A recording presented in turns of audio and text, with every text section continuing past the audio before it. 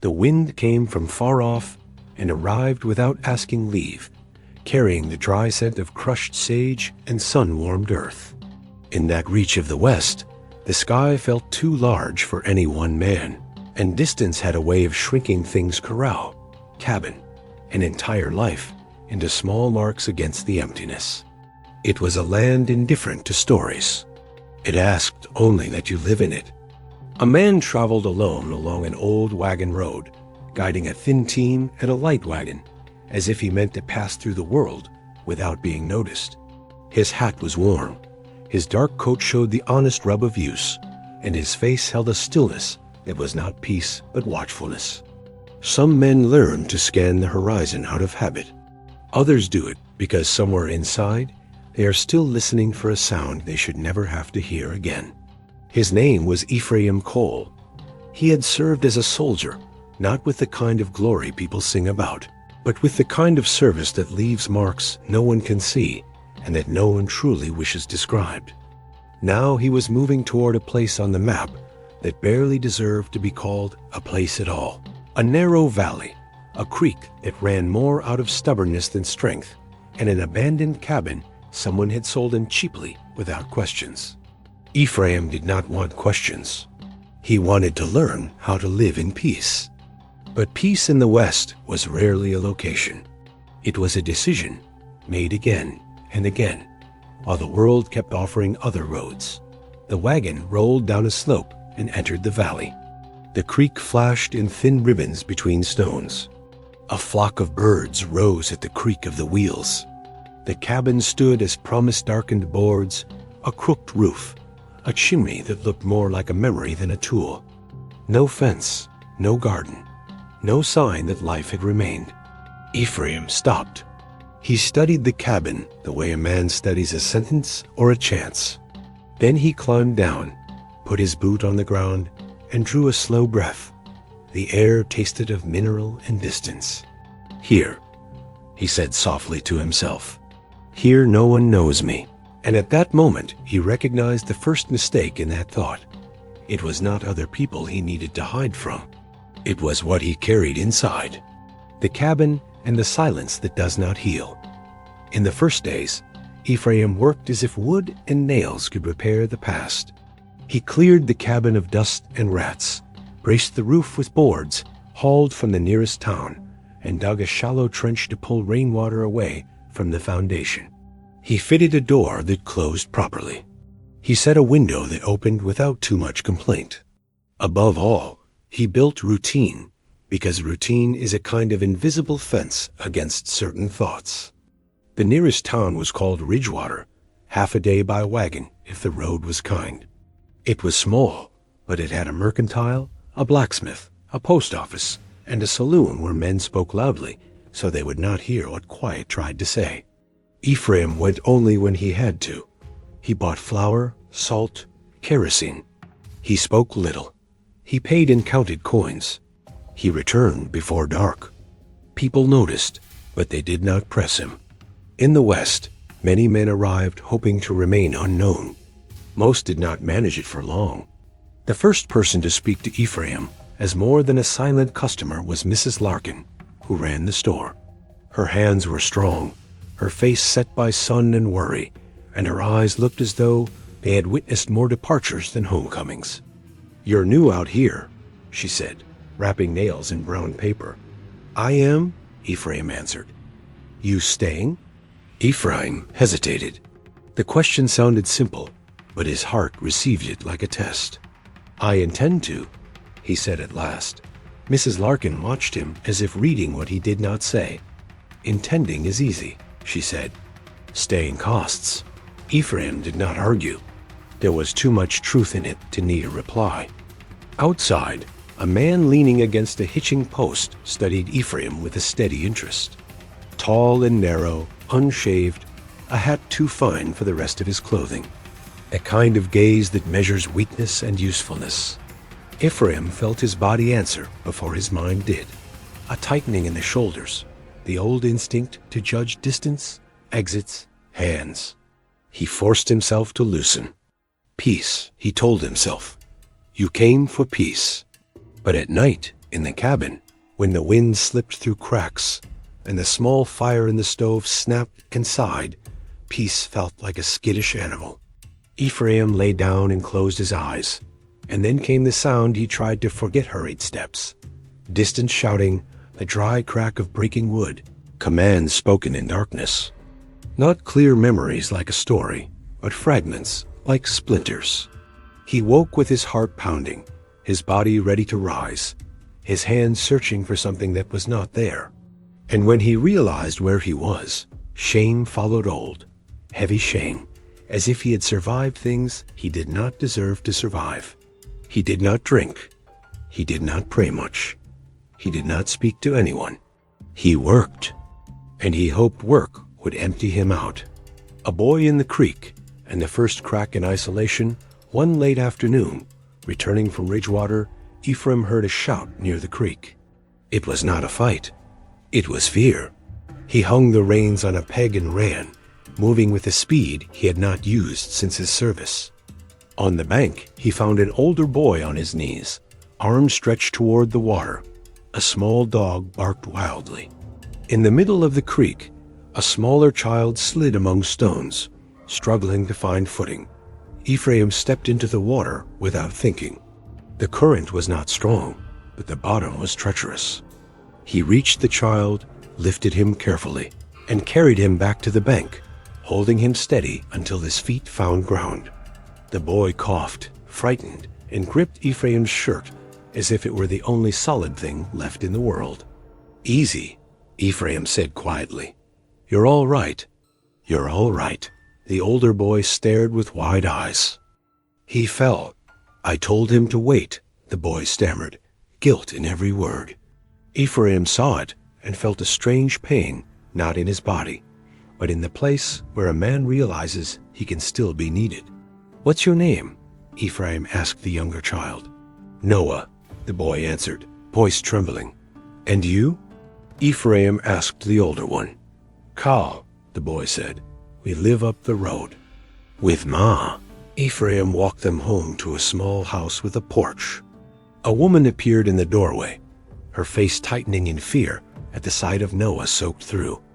"What happened?" she asked, already bracing for the worst.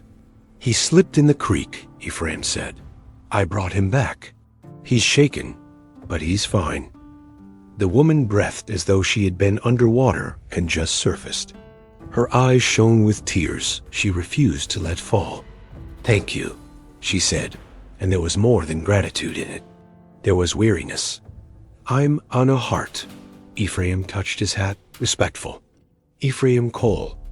Anna studied him, noticing the distance in his manner. "You're the man in the valley cabin," she said.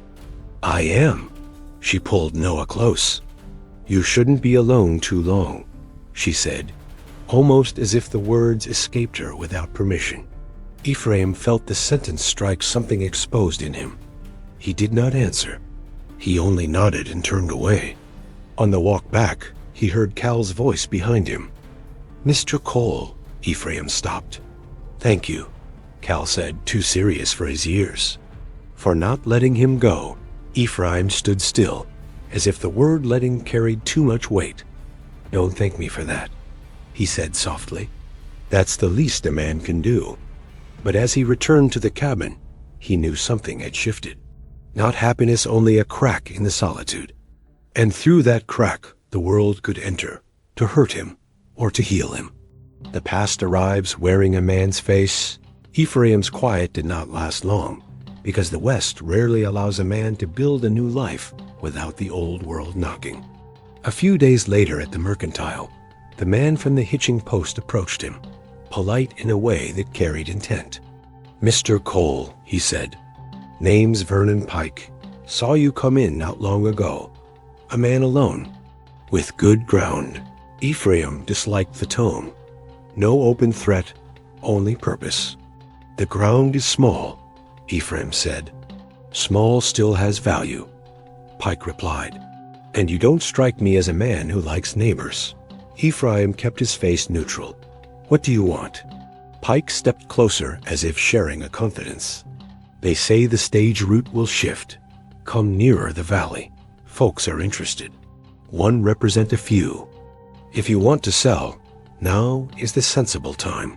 Ephraim understood. Sensible meant yield before I squeeze. I'm not selling, Ephraim said. Pike smiled without warmth. Every man sells in the end. Only question is the price. Ephraim felt the old instinct rise end the conversation the permanent way. His body remembered how. His mind did too. But he had come for peace. Good day, Mr. Pike, he said, and turned away. Behind him, Pike spoke loud enough to be heard. A man who moves like that. I'd say you carried a rifle in service. Ephraim paused, but did not look back. Plenty of men did, he said, and walked out. On the road home, anger and fear mixed in his chest. Not fear of Pike, exactly fear of what Pike could wake in him, because the greater danger was not another man. It was how easily Ephraim could become who he once was. That night, the memories came stronger. Not clear pictures, but sensations. Mud clinging, cold in the bones, a friend falling without a sound, an order that could not be refused, and the heavy quiet afterward when it was over. Ephraim sat at his table and stared at his hands as if they belonged to someone else. I don't want it anymore, he whispered. I don't want it anymore. But wanting peace was not the same as having it. Heat, dust, and the slow rise of tension. The season turned into hard heat. The creek sank lower. Wind carried dust. The ground cracked in places like old skin. One morning, Anna Hart came to the cabin with a jar of preserves and a shy message. I brought this, she said, and if you'd care to, you could come to supper one evening. The boys talk about you like you're a man from stories, but I tell them you're only a neighbor. Ephraim accepted the jar carefully, as if it were fragile. Thank you, he said. I may come. Anna hesitated. You don't have to carry the world alone, Mr. Cole. Ephraim looked at her and saw honesty, and saw loss tucked into the way she spoke. A widow, he guessed, or a woman left behind. In the West, the difference was not always large. I don't know how to carry it any other way, Ephraim said. Anna nodded, not pressing him. Then start small, she said. Start with supper. After she left, Ephraim stood on his porch listening to the wind. That simple invitation felt like a greater risk than any rough road. Because walking into a home, sitting at a table, hearing children laugh, those things required opening a part of his chest he had closed in order to survive. Later in Ridgewater, Ephraim saw Pike speaking with two strangers. One looked like a man accustomed to giving orders. The other carried a leather satchel, paper, fees, pressure. Pike saw Ephraim and smiled as if he already had a plan. On the way home, Ephraim met Cal on the road, alone, pushing a small cartwheel. Ma says you saved Noah, Cal said plainly. Ephraim frowned. He slipped. I was close by. Cal studied him as if deciding whether to believe it. You don't talk much. I talk what I must. Cal rolled the wheel restlessly. Were you a soldier? The question landed like a stone. Ephraim took a moment. I was, he said. Cal's face turned serious. My pa was too, he said. He didn't come back the same. Then he went away. Ephraim felt the words pass straight through him. I'm sorry, Ephraim said, and this time the words did not feel small. They felt true. Cal looked down. Ma says we have to be thankful for what's left. Ephraim looked at the boy and saw the early hardness the West put into children. Your mother is wise, Ephraim said. Cal nodded as if he carried more than he should. Are you coming to supper? Ephraim hesitated, then answered, I am. And he saw Cal's face change for a moment, as if life had offered something good, and the boy did not know quite how to accept it. Supper. And what peace demands, Anna's house was plain but clean, smelling of bread and wood smoke. Noah watched Ephraim as if he were a tall tree. Cal tried to behave like a small man, serious, but his anxiety gave him away. Anna served soup and bread. Ephraim ate slowly, as if he feared taking up too much space. During supper, Noah asked, abruptly, "Do you kill people?" Anna stiffened. Cal stopped chewing. Ephraim felt the old cold return. He could lie. He could soften. He could say something neat that ended the subject. But he remembered something he had once heard in another tone. "Thank you for not lying." And he understood that children in that land saw too much already to be protected by pretty falsehoods. "I did things I never wanted to do," Ephraim said calmly. "And now I try to do better things." Noah frowned. "Why?" Ephraim looked at the lamplight. "Because life is too short to carry the same wrong forever." Anna lowered her eyes, as if the words struck her as well. After supper, Cal took Ephraim outside and pointed to a broken section of fence. "Someone was here at night," Cal said in a low voice. "Ma said it was the wind, but I saw marks." Ephraim crouched and studied the wood. He saw signs of a tool, a human hand. "Stay watchful," Ephraim said, "and don't go out alone at night." Cal swallowed. "Is it Pike?" Ephraim did not answer immediately. "It may be someone," he said. "The name matters less than what you do. You keep close. You keep the door barred." Cal looked at him with a hope that felt dangerous. "Will you protect us?" The question sat heavy in Ephraim's chest weight, an invitation. "I can help," Ephraim said honestly. "But your mother must not depend on it. Dependence is a rope that cuts easy." Cal nodded without fully understanding, but understanding enough. Ephraim returned to his cabin with his chest tight. Peace, he realized, was not merely the absence of threat. Peace was responsibility. It was the willingness to have something to lose. The test, and the man he chose to be. Pike's pressure became clearer. A notice appeared at the store. Revised land fees, records to be reviewed, deadlines. Clean ink that could ruin lives without ever raising a weapon. Mrs. Larkin drew Ephraim aside. "Pike's gathering signatures," she said. "Claims the valley needs reorganization.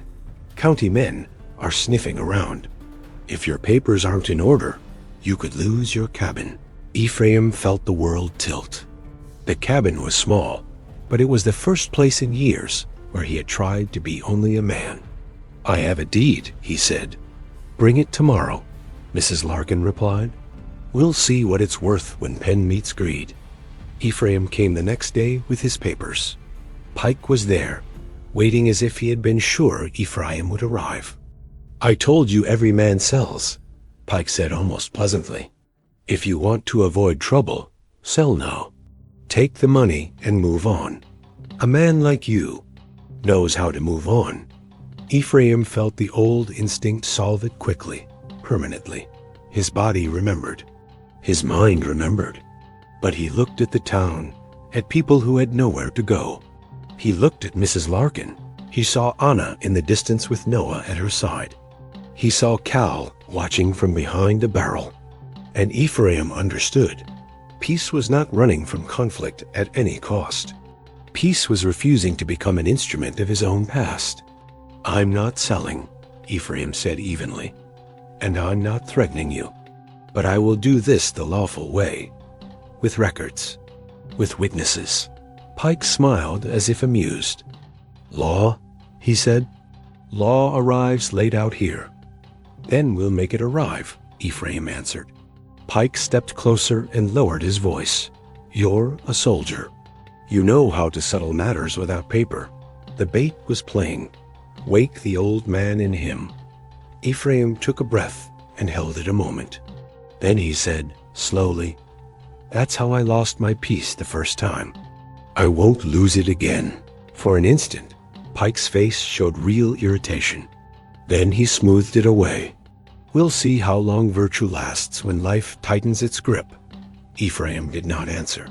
That day, Ephraim and Mrs. Larkin went to speak with the district's traveling sheriff, a tired man named Bennett, who came through Ridgewater when trouble piled too high to ignore. They brought documents, statements, names. They did not ask for spectacle. They asked for record. Bennett listened with the look of a man who knew law in the West was always fighting distance and influence. "I won't promise miracles," Bennett said. "But if you file it, if you keep witnesses, if you stand firm, Pike will have to tread more carefully. Time. In the West, time was the most expensive thing." Ephraim returned to the valley with something he had not felt in a long while. Not happiness, but alignment. For once he had chosen a road without hating himself afterward. Quiet is not weakness. Pike did not vanish overnight. He lingered. He tested. But now the town watched more closely, spoke more together, and held papers it had not held before. Injustice did not disappear, rarely does it, but it lost its ease. One night Ephraim woke to footsteps near his cabin. His heart leapt, his body ready.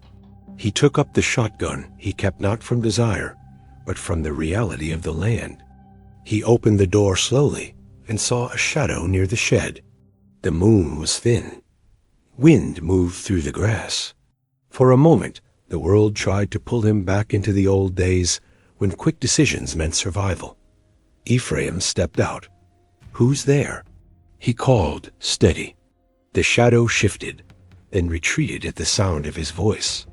There was a hurried rustle, then nothing but wind. Ephraim did not chase, not from fear, from choice. He stood there breathing, feeling instinct shout inside him. Then, hands trembling slightly, he lowered the weapon. That was the victory of that night, not driving off the shadow, but refusing to let the shadow reshape him. In the morning, he went to Anna's house and told her plainly what had happened. Anna went pale, but stayed firm. "So it's true," she said.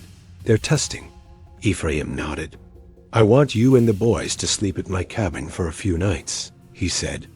"It's more isolated, but I can keep watch better." Anna looked at him with that frontier mixture of gratitude and pride. "I don't want to be a burden." "You're not," Ephraim said. "You're a reason." The words surprised him as he spoke them, and as soon as they were spoken, he knew they were true. Peace as a daily act. Seasons passed. The creek rose with a brief rain, then sank again. The wind kept coming. The land stayed hard. Life continued to demand its due. Pike, finding the town steadier and the law nearer, drifted off in search of easier prey. There was no clean punishment.